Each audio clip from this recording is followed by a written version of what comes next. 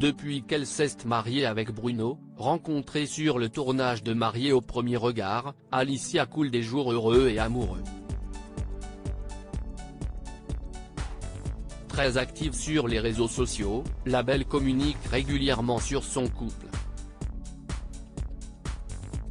En revanche, elle n'évoque que très rarement le grave accident durant lequel elle a perdu sa sœur mais auquel elle a elle-même survécu. Lors de la diffusion de la 6e saison du célèbre programme, la jeune femme avait légèrement évoqué ce traumatisme. Depuis, elle n'a cependant pas reparlé et reste discrète sur le sujet.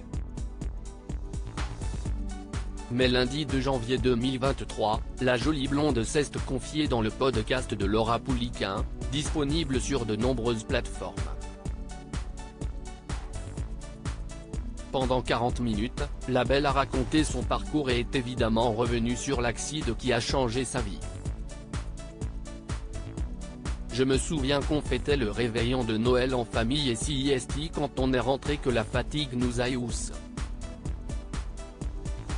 tous, dans la voiture, y compris la personne qui conduisait.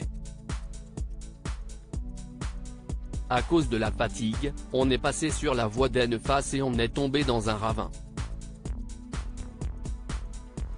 On a fait une chute de 8 mètres dans un ravin de rochers et d'eau, a-t-elle d'abord expliqué. Je ne ressentais plus rien sur le coup de l'accident, Alicia n'a aucune idée de ce qui lui arrive.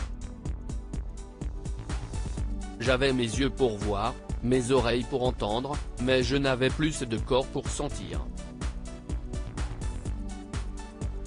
Moi, je ne ressentais plus rien, je ne savais pas ce que j'avais, a-t-elle ensuite raconté. Pour la première fois, la jeune femme est entrée un peu plus dans les détails de ce jour qui a chamboulé sa vie. Prise en charge par les pompiers alors même qu'elle était encore dans la voiture, Alicia finit par sombrer. On m'a perfusé dans la voiture, je ne savais pas pourquoi. Et là, au moment où on m'a perfusé, je ne me souviens plus de rien, jusqu'à ce que je me réveille un 2 ou 3 janvier. A-t-elle dévoilé avant d'évoquer ces quelques jours de coma, il y a cette partie coma où j'entendais tout. Je suis totalement consciente de ce qui se passe, de ce qu'on me fait, mais je n'ai pas le temps de réfléchir à ce que j'ai. À son réveil, la jeune femme est toujours aussi perdue.